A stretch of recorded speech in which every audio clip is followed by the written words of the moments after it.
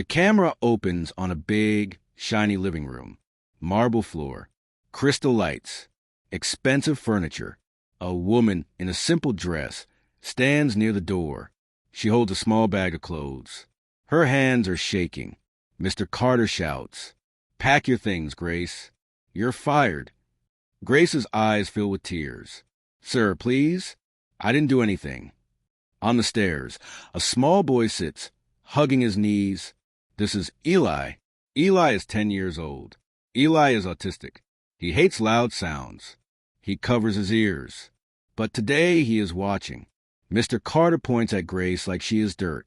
"You stole my wife's bracelet," he yells. "People like you don't belong in this house."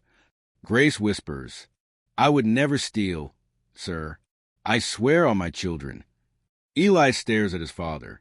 His little hands shake. Then in a slow, clear voice, Eli says, "Dad, you're lying." The whole house freezes. If you saw this moment in real life, what would you do? Morning. A few hours before the shouting. The sun is coming through the huge glass windows. Grace is in the kitchen. She is making pancakes. She hums a soft song while flipping them. Eli sits at the table. He rocks gently back and forth. He taps his fingers on the wood. He does not like eye contact. He keeps his eyes on the plate. Grace puts a smile on her face. "Grace." "Good morning, Eli. Round ones today. Just how you like them."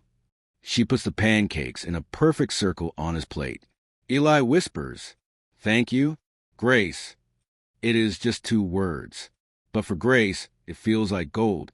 She has been working in this house for 2 years. She knows Eli does not talk much. He talks only when he feels safe. Grace always makes his food the same way. Same plate, same cup, same spoon, because change scares him. Grace, softly, "You're doing so well, Beta. I'm proud of you." He takes a small bite. He relaxes a little. Just then, heavy footsteps. Mr. Carter walks in on his phone, shouting in English and business words. "Loss? What do you mean loss? Fix it or you're out." He ends the call, throws the phone on the counter. He looks angry, tired, proud. He barely looks at Grace. "Coffee," he says. "Strong." Grace nods quickly. "Yes, sir." He looks at Eli. "Eli, you're not ready yet? Your therapy starts in 30 minutes. No answer. Eli keeps eating slowly. Mr. Carter sighs loud. Why is everything so slow in this house? He grabs a piece of pancake from Eli's plate. Eli flinches. He doesn't like when people touch his food. Grace gently puts another pancake on Eli's plate. "Grace, it's okay. I'll make more for him, sir." Mr. Carter doesn't say thanks. He walks out. Later that day, Mrs. Carter's Sophie stands in the bedroom. She is getting ready for a charity event. She wears a diamond bracelet. Sophie smiles at herself in the mirror. This bracelet costs more than that maid will see in her whole life. She jokes to her friend on video call. She laughs. She leaves the room. The bracelet glitters on her wrist. The bedroom door stays slightly open. From the hallway, someone walks past. A slim hand pushes the door open wider. A girl's voice giggles. "Wow, pretty." A young cousin, Mia, steps in. She is 17, spoiled, always on her phone. Her eyes land on the open jewelry box on the table. Inside, there are other jewels. The box is half open. One slot is empty. She looks at the bracelet on the table from last night's outfit. A different one, small, light, and gold. "Cute," she whispers. She picks it up, slips it into her bag. In that moment, someone is watching. Eli. He stands quietly in the hall. He sees everything. He hears her words. His brain catches every detail. But he says nothing. Hours later, Sophie screams from the bedroom. "My bracelet! My other bracelet is gone. The gold one. Who took it?" Everyone runs. Grace comes from the kitchen, wiping her hands on her apron. "Grace, what happened, ma'am?" Sophie is angry. Her mascara is perfect, her dress perfect, but her eyes are wild. "My bracelet is missing. I kept it right here." Mr. Carter rushes in. "What's going on?" "Sophie, it's gone, Daniel." Someone stole it. Mr. Carter's jaw tightens. He looks around the room. His eyes go straight to Grace. She is the poorest person here, the easiest target. Were you in this room? He asks. Grace swallows. Yes, sir. I came in to clean the floor. And you were alone, he says. Grace nods, scared. Yes, sir. Just for 10 minutes. Sophie folds her arms. Daniel, it's obvious, she says. We never had this problem until we hired her. Grace gasps. No, ma'am, I would never. Mr. Carter cuts her off.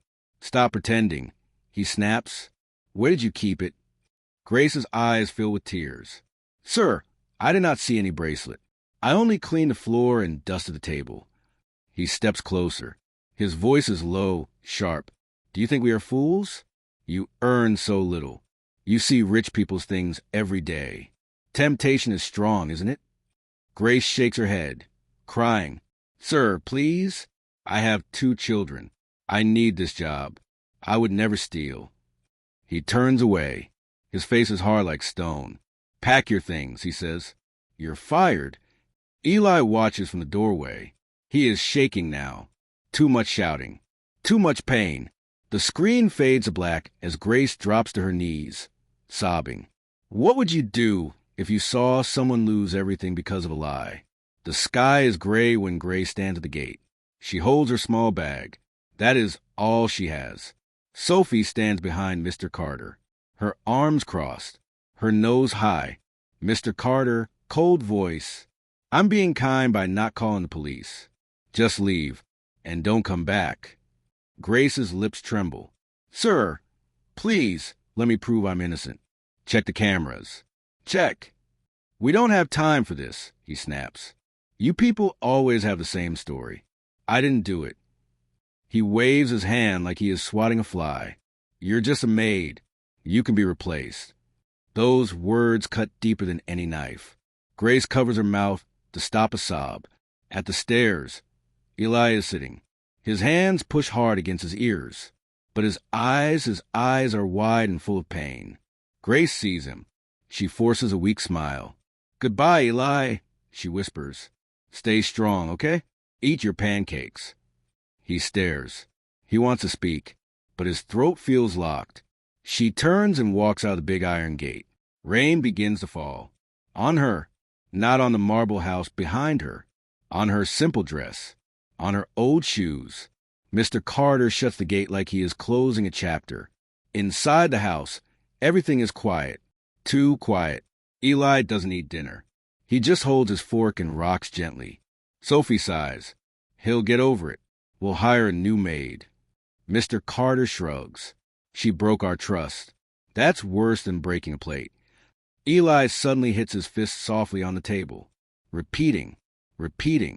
Grace, Grace, Grace, he whispers.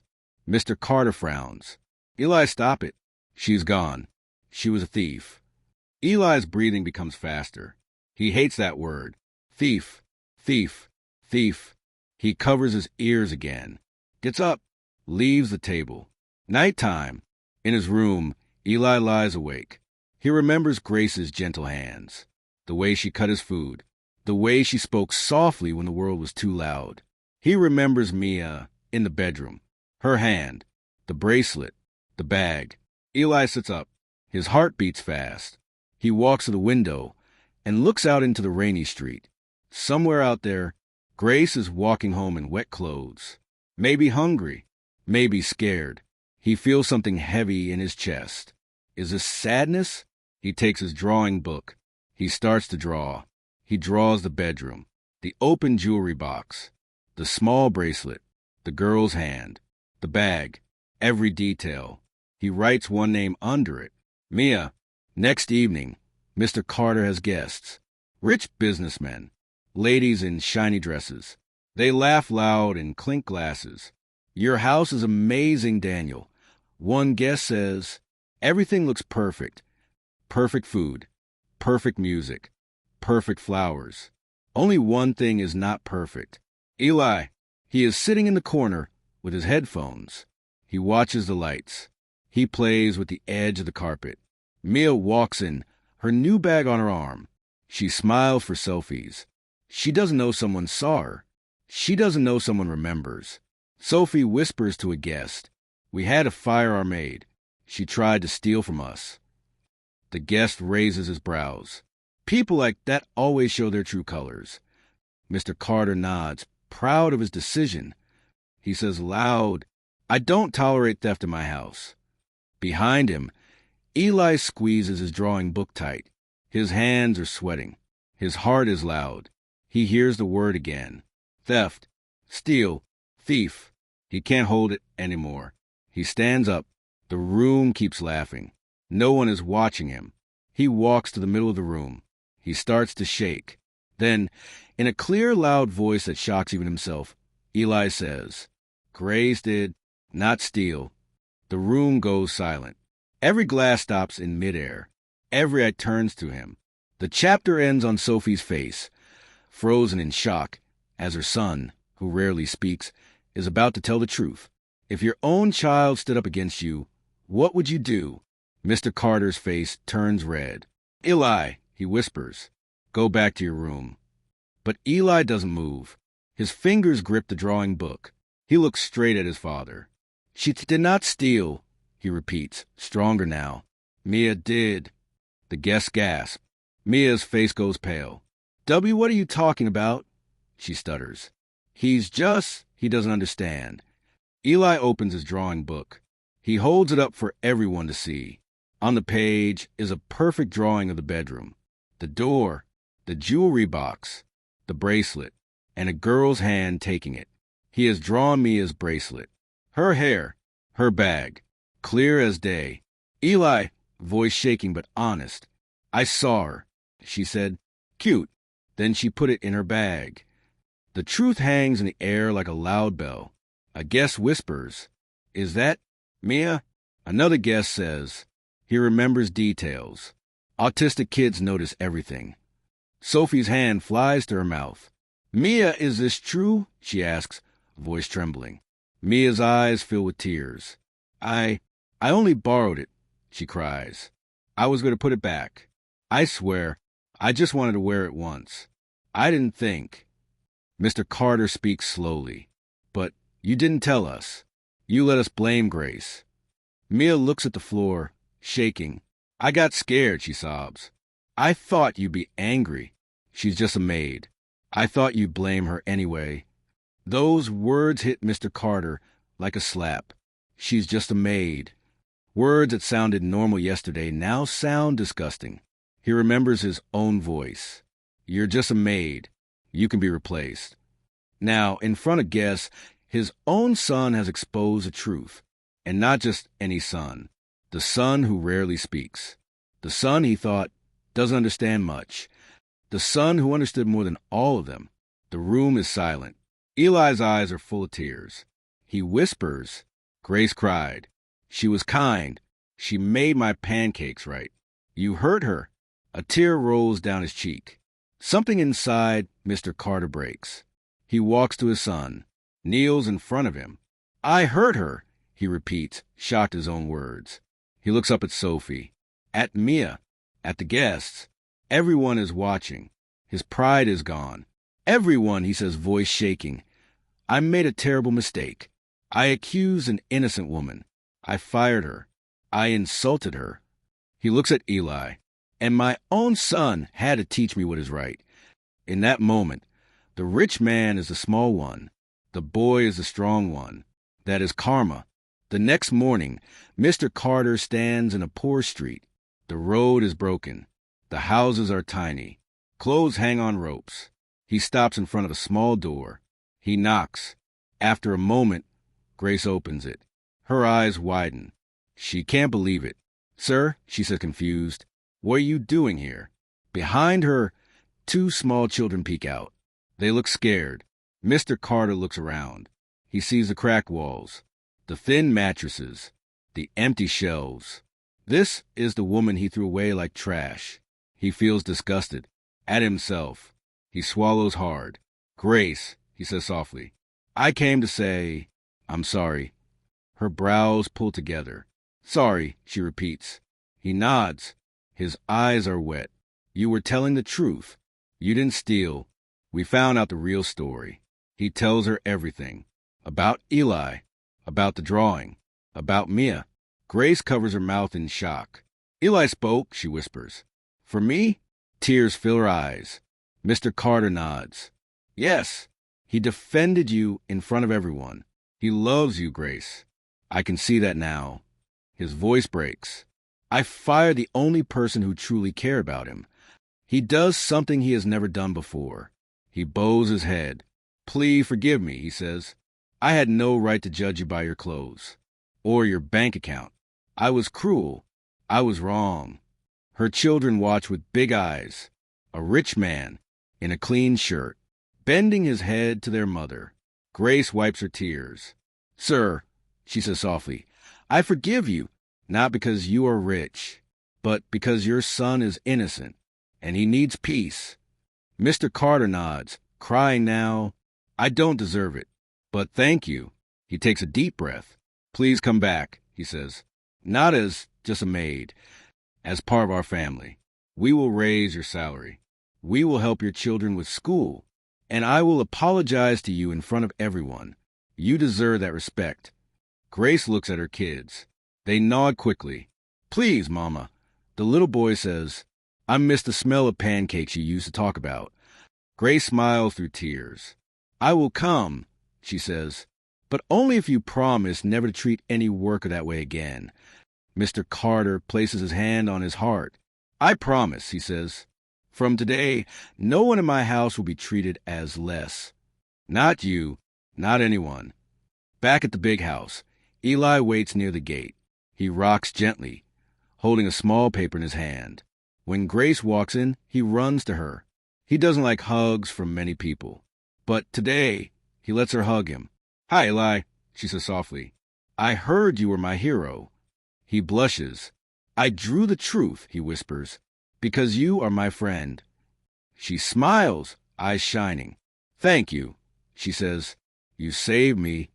Behind them, Mr. Carter and Sophie stand together. They both look humble. Different. Mr. Carter walks forward. In front of all the staff, he says loud, Yesterday, I insulted Grace in this house. Today, I want everyone to hear this. I was wrong. She is honest. She is kind. And without her, we are the poor ones. He turns to Grace. I'm sorry, he says again, this time in front of everyone. Grace nods, tears falling. But this time they are tears of relief. The camera pulls back.